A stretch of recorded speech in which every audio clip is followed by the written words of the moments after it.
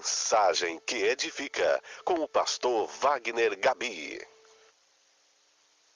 Eu vos saúdo com a paz do Senhor. Graças a Deus, amados, que nós podemos pegar a nossa agenda, o nosso caderninho e anotar ali com alegria: mais um culto na casa de Deus. Que privilégio! Eu faço isso não por mero costume. Trabalhei um período de tempo na Polícia Militar do Paraná antes de ir para o Exército e tirei guarda em presídio. E lá nós encontramos presos que tinham uma vida pela frente para cumprir a sua pena. Criminosos, perigosos, mas que aceitaram Jesus como Salvador. Porém, tinham uma dívida para com a sociedade e tinham que ficar ali um bom tempo para pagar essa dívida. Alguns deles, com lágrimas nos olhos, sempre diziam que dariam o mundo inteiro se tivessem para terem uma oportunidade apenas de estar no templo participando ao vivo de um culto de adoração a Deus. Mas muitos deles não podiam porque não tinham autorização judicial para isso. Conheci uma irmã em Curitiba que foi condenada à cama na sua casa, ao leito, não podia nem se sentar, e passou quase 30 anos deitada numa cama e não tinha condições de ser transportada para o templo para assistir um culto. Essas pessoas choravam. Graças a Deus que hoje, como esta igreja, muitas igrejas hoje têm a felicidade de transmitir o culto direto, e pessoas desse tipo, neste exato momento, estão recebendo a bênção de Deus através da nossa contribuição quando o pastor da igreja, a igreja adquire uma emissora de rádio ou televisão. Mas nós, irmãos, apesar de todas as dificuldades, nós viemos com os nossos pés e as nossas pernas para a igreja. Quem sabe você não teve dinheiro para pagar a passagem e precisou vir a pé para o culto hoje. Mas você é um felizardo, porque você está no lugar onde o Salmo 133 diz: aqui é o lugar onde o Senhor ordena a bênção. Aleluia! Cada culto eu agradeço a Deus mesmo, porque Ele me deu a oportunidade de estar na casa dele. E o salmista Davi levava tão a sério isso, que chegou a dizer que preferiria estar um dia, nem que fosse no pátio, lá no quintal da casa de Deus, do que 1000 anos em outros lugares. Então nós devemos valorizar o tempo que nós estamos na casa do Senhor. Quem trouxe a Santa Bíblia pode me mostrar? Aleluia, que coisa boa. Algumas pessoas disseram que na passagem do milênio, esse negócio de Bíblia ia acabar, ninguém ia usar mais, porque é um livro ultrapassado. Mas graças a Deus que a igreja do Senhor guarda bem a palavra de Jesus, que disse: céu e terra passarão, porém as minhas palavras não hão de passar. Nós estamos numa escola bíblica e somos privilegiados por isso, porque nós aprendemos lições que vão servir de fortalecimento espiritual para as nossas vidas. E a Bíblia Sagrada nesta noite tem mais uma lição, ou algumas lições para nós. Abra sua Bíblia, por gentileza, no primeiro dos evangelhos, o evangelho de nosso Senhor Jesus Cristo, segundo escreveu São Mateus. Não é, está assim escrito na sua Bíblia? No capítulo 15, a partir do versículo 21. Quem encontrou Mateus 15, 21, pode dizer aleluia? Pode dizer amém? E glória a Deus. Se você não fez isso até agora, pelo menos você vai sair daqui alegre, porque você disse um amém, um glória a Deus e um aleluia. Aleluia. Pode dizer um pouco mais também, não tem problema. Ele gosta. Porque a Bíblia diz que no seu templo cada um diz aleluia. E partindo Jesus dali, foi para as partes de Tiro e de Sidom. E eis que uma mulher cananeia que saíra daquelas cercanias, clamou dizendo: Senhor, filho de Davi, tem misericórdia de mim, que minha filha está miseravelmente endemoniada. Mas ele não lhe respondeu palavra. E os seus discípulos, chegando ao pé dele, rogaram-lhe, dizendo: despede-a, que vem gritando atrás de nós.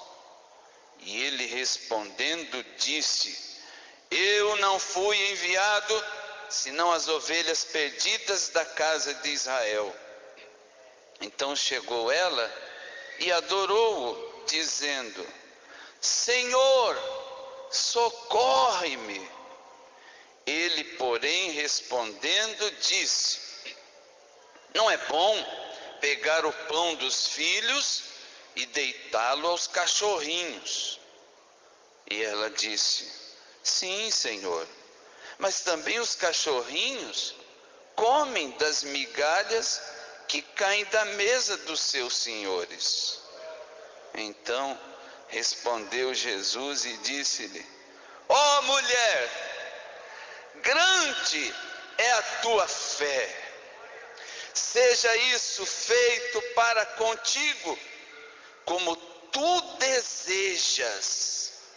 E desde aquela hora a sua filha ficou sã. Aleluia. O que será que esse texto tem para contribuição das nossas vidas espirituais por ocasião desta escola bíblica de obreiros? Nele nós encontramos lições práticas e eficazes para enfrentarmos as adversidades da vida.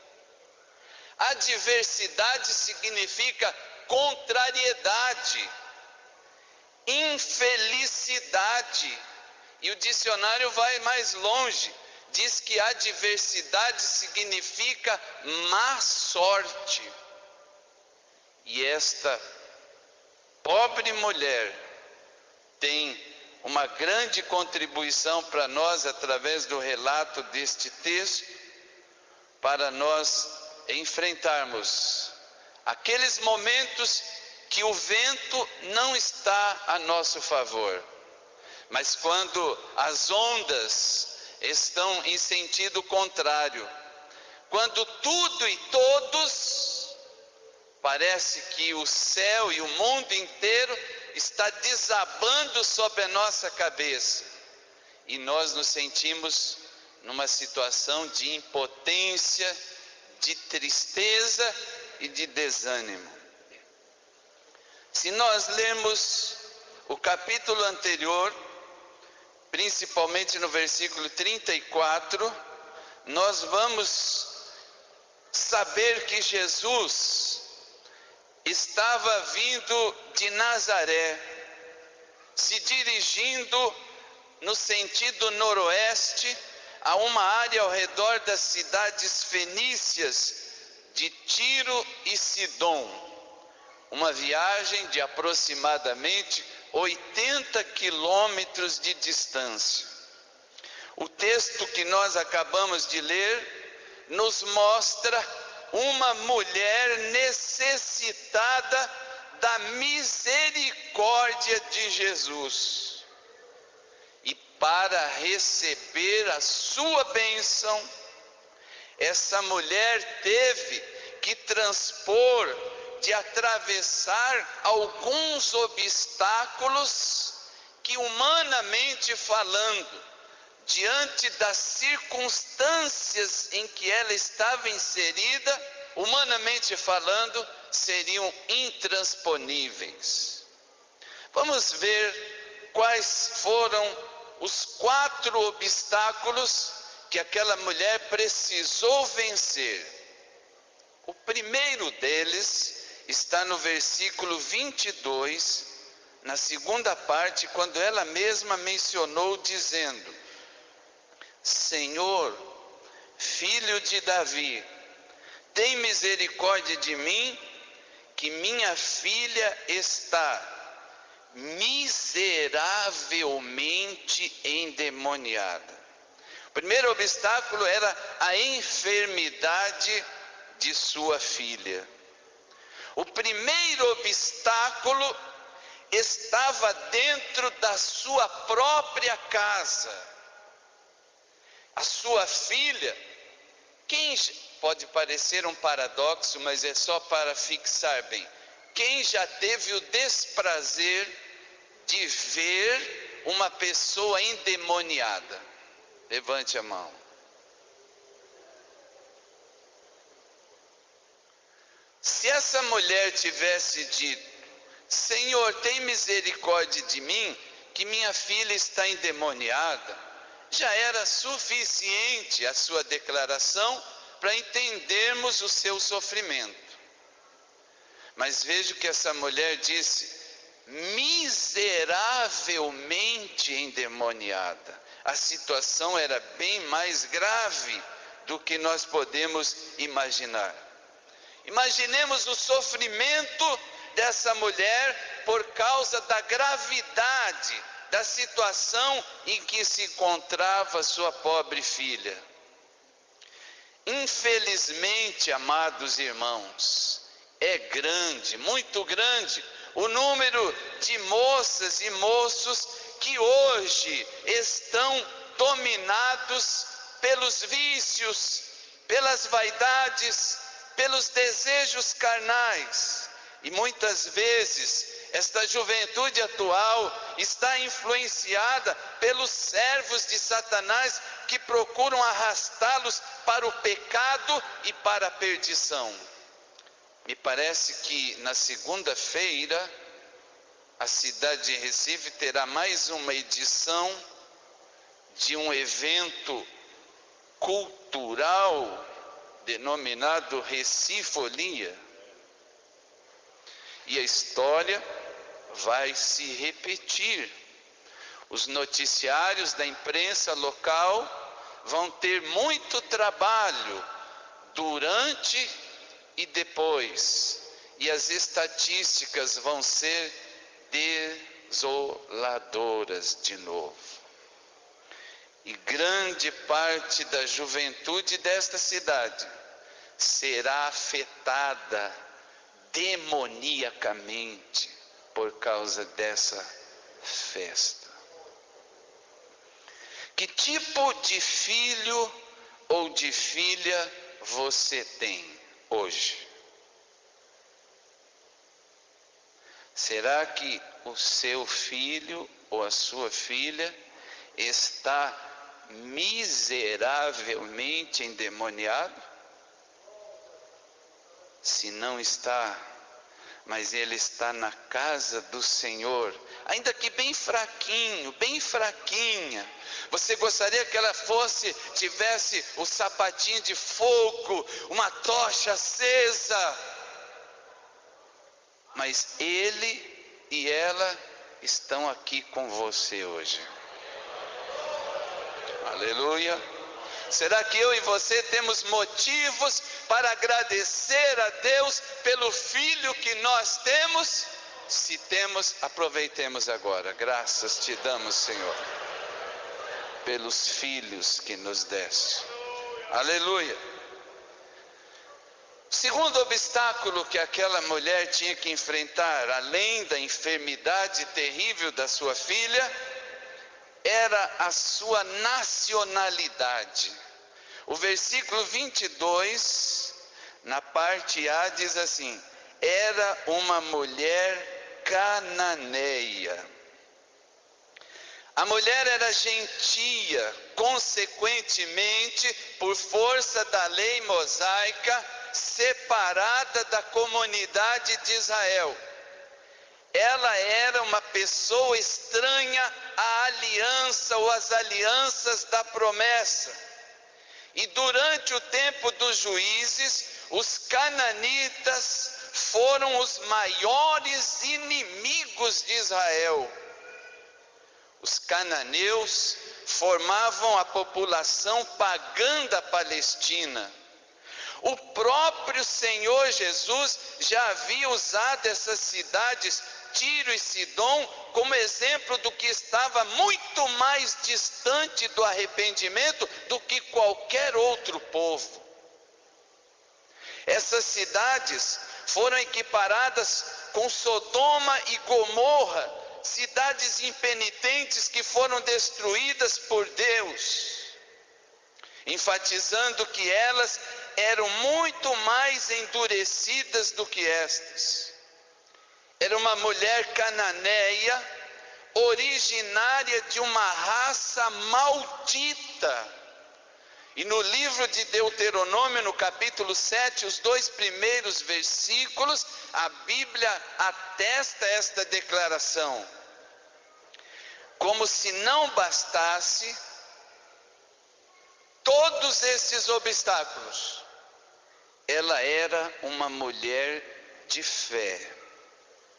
Ela começou a clamar: Jesus, filho de Davi, tem misericórdia de mim, que minha filha está miseravelmente endemoniada. Ela gritava o máximo que a sua voz lhe permitia. Ela não parava de clamar por misericórdia, a despeito de tudo contrário que estava a seu favor. Terceiro obstáculo: o silêncio e a indiferença de Jesus. No versículo 23, a Bíblia diz: a mulher gritando desesperadamente, clamando por misericórdia, e a Bíblia diz: ele não lhe respondeu palavra. Meus amados irmãos e amigos, o nosso espírito humano, ele se abate quando Deus não nos responde, quando nós clamamos diante de uma aflição. Há épocas, há momentos, há situações que parece que Deus não nos ouve. Parece que todas as portas foram fechadas diante de nós. Elias orou 6 vezes e somente na 7ª vez Deus resolveu responder a sua oração. Israel ficou escravizado no Egito cerca de 430 anos, clamando diuturnamente, e só depois de 4 séculos e 3 décadas é que Deus resolveu libertar o seu povo. Marta e Maria esperaram por Jesus um bom tempo, e ele veio somente depois que Lázaro havia morrido. O próprio Senhor Jesus Cristo se sentiu só, quando ele clamou lá na cruz do Calvário, dizendo: Deus meu, por que me desamparaste? Por que te alongas das palavras do meu bramido e não me auxilias? Há momentos na vida que nós nos sentimos sós, e é uma situação bastante delicada, constrangedora, desanimadora. Talvez você que me ouve nesta noite esteja clamando há muito tempo por uma necessidade que tem te perturbado, tirado a tua paz, te inquietado, e até agora nada tem acontecido. Quem sabe a sua noite tem sido tão longa, parece que a luta não vai terminar mais. Você está, quem sabe, se sentindo como alguém que clama, que pede, mas Deus não responde. Está na mesma situação daquela mulher e Jesus não lhe respondeu palavra, ficou mudo.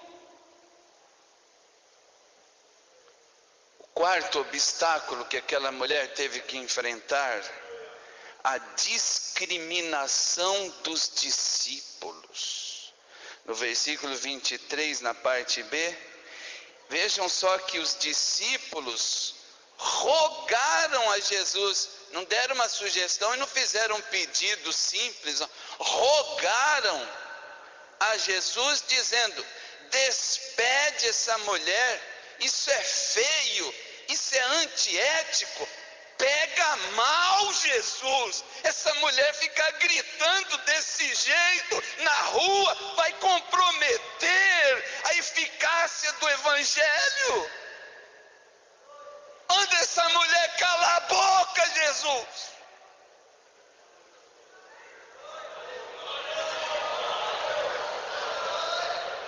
Era o colégio apostólico, era a nata de Jesus. Eram os obreiros de Jesus, incomodados com a ética.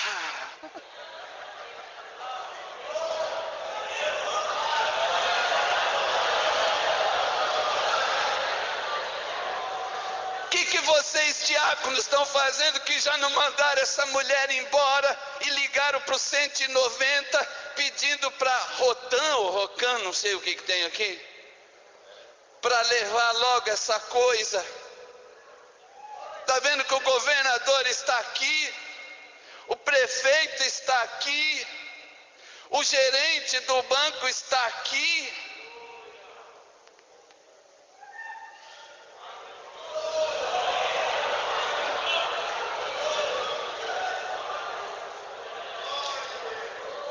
Os discípulos, numa demonstração de insatisfação e discriminação, rogaram a Jesus para despedi-la, e atentem bem, despedir a pobre criatura sem atender o seu clamor.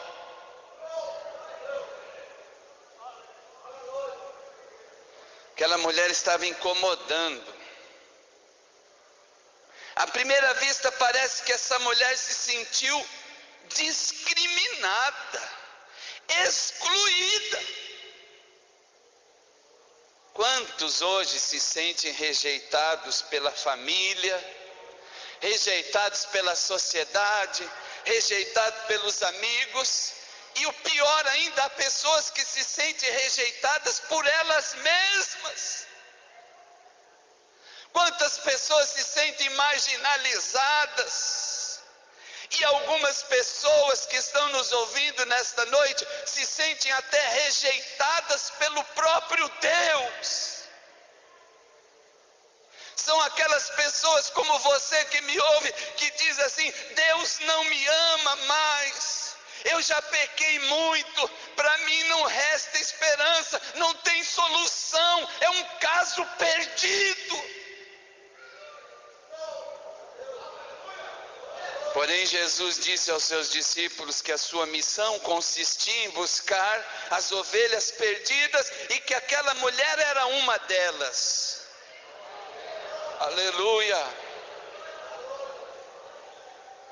4 obstáculos. Precisava ter uma grande necessidade e ser muito persistente.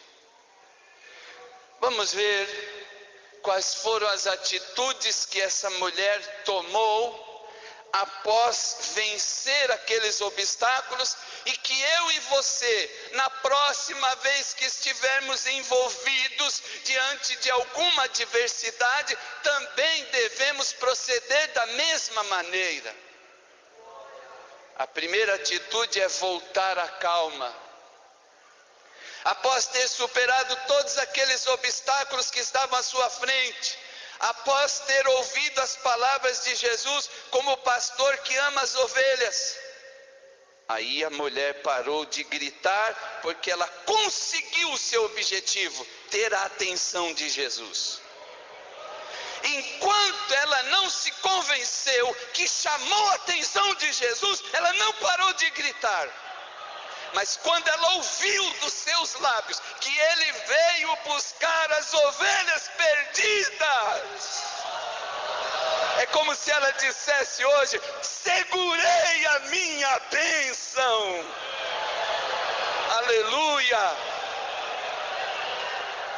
A segunda atitude após a volta à calma foi uma atitude de adoração.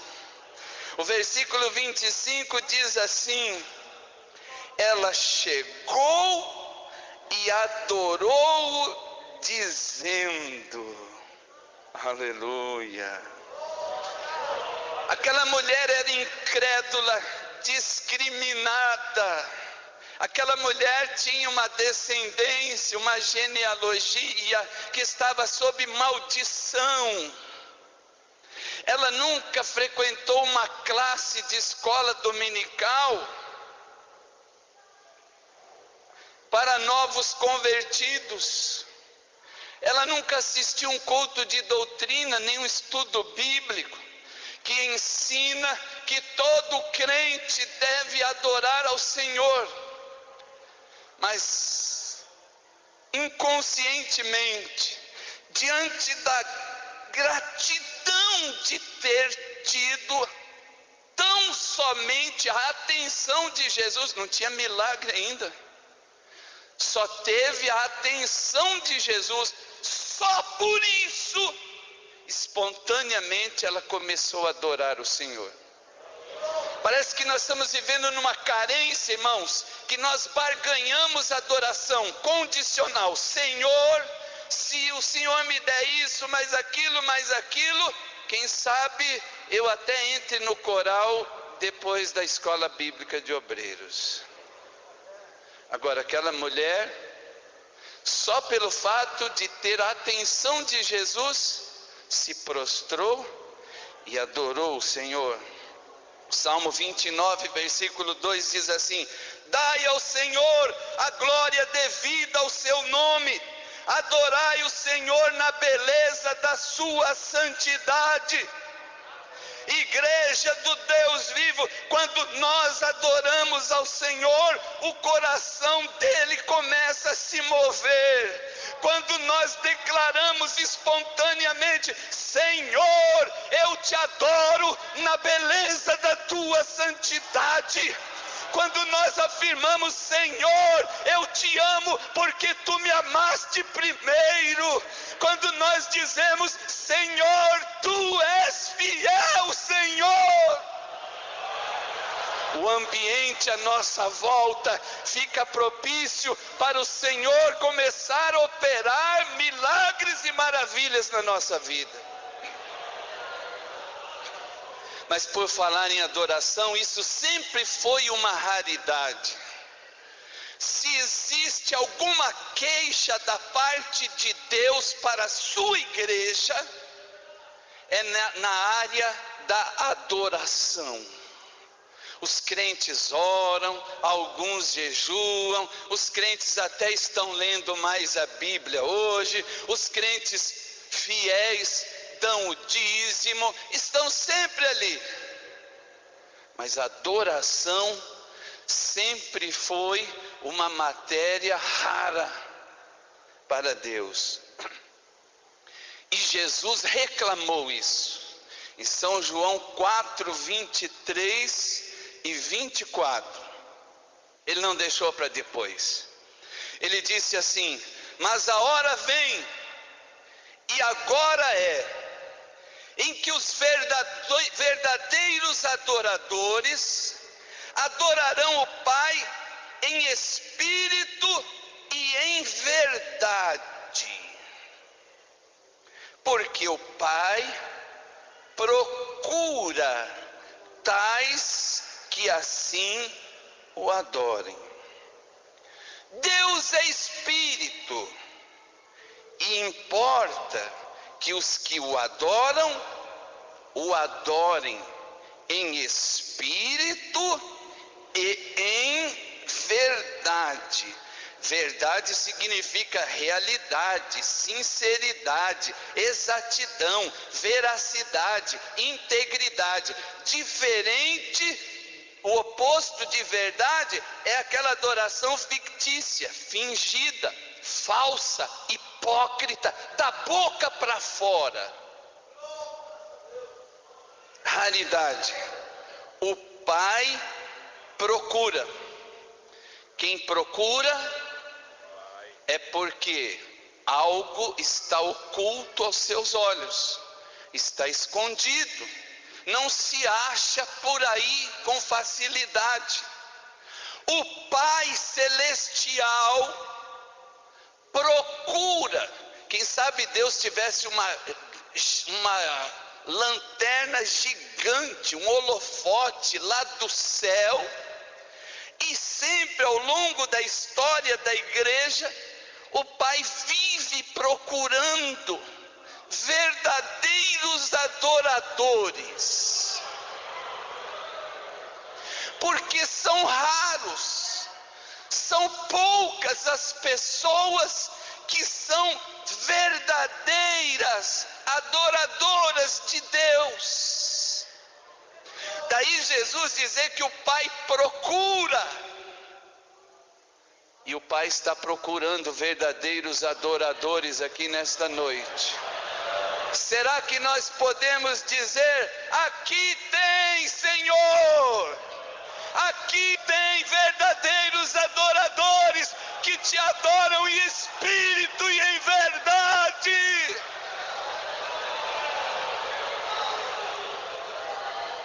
Volta a calma. Adoração, agora sim, que o ambiente estava preparado, ela fez o seu pedido específico. Depois de adorar, ela disse: Senhor, socorre-me. Ela foi objetiva. Ela pediu socorro porque a sua necessidade era urgentíssima.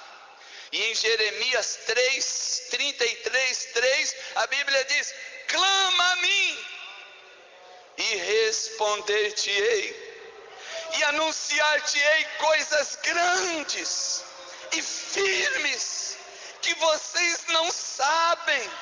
Mas pastor Wagner, que coisas são essas que nós não sabemos? São aquelas que não estão registradas na Bíblia Sagrada, que estão reservadas no andar de cima e estão à disposição de verdadeiros adoradores. Se você tem uma necessidade urgente, se você está gemendo, adore ao Senhor até ou antes de finalizar este culto, e você vai ter livre acesso no andar de cima, e Deus tem a bênção que você necessita. E já vamos finalizar nos referindo ao teste da fé. A escola bíblica está falando sobre a necessidade do obreiro se apresentar aprovado.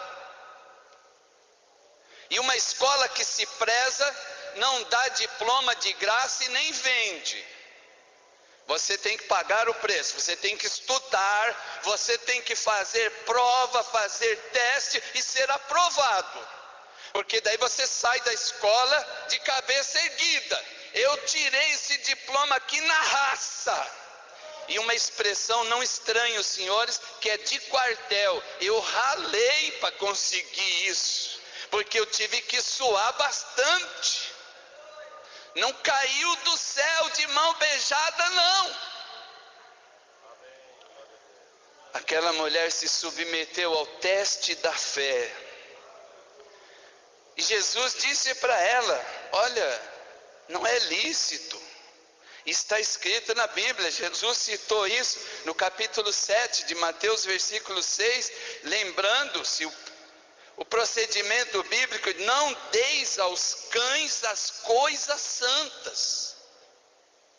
A expressão usada por Jesus como cachorrinhos pode parecer, num primeiro momento, uma expressão severa, dura, uma palavra de censura.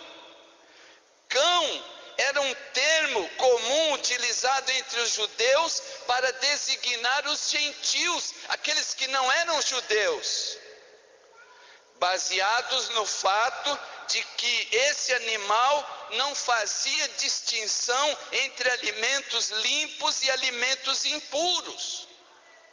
Jesus disse para aquela mulher que as bênçãos do evangelho que ele pregava nos dias do seu ministério terreno era exclusivamente para os judeus e não para os gentios.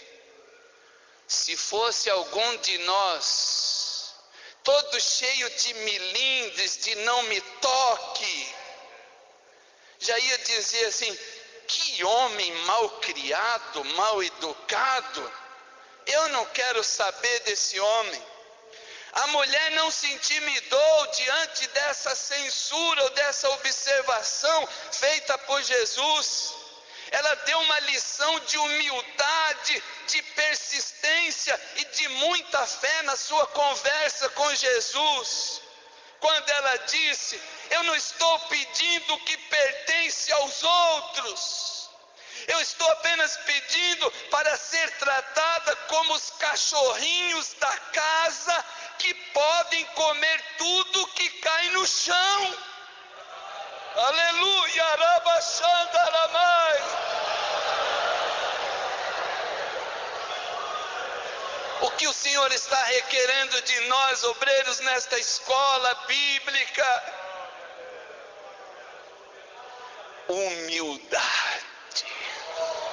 Aleluia.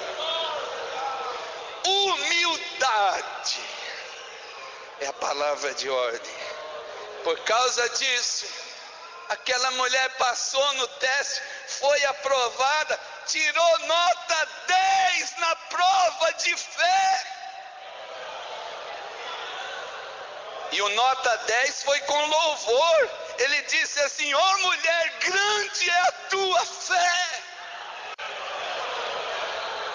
A sua humildade, a sua persistência, a sua fé moveram o céu e ela recebeu a bênção que ela tanto desejava, porque Jesus disse: seja isto feito para contigo como tu desejas. E desde aquela hora a sua filha ficou sã.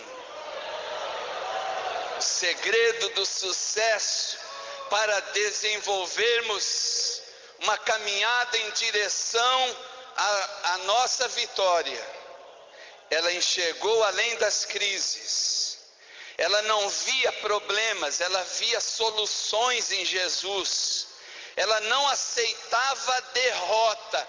O tema da sua vida e atitude era vitória. Sabe por quê?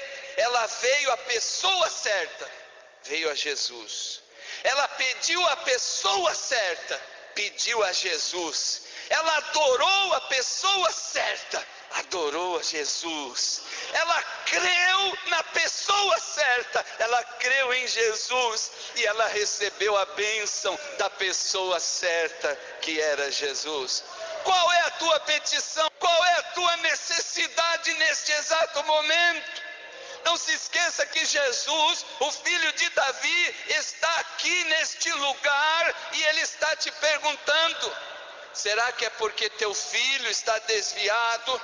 porque a tua filha está envolvida em drogas, o teu marido não é crente, o teu casamento está fracassando, está faltando diálogo no lar, você está desempregado há muito tempo, você está com problemas financeiros, os teus negócios estão indo de mal a pior, a tua firma está se quebrando, a tua fé está enfraquecendo, você está doente, você necessita de paz. Não se desespere, não desanime. Jesus está aqui e as suas mãos de misericórdias estão estendidas em tua direção. Ele tem cuidado de você, Ele não vai te desamparar. Mas neste momento, lembre-se daquela mulher, comece a clamar em alta voz se for necessário: Jesus, socorre-me, Jesus, tem misericórdia de mim.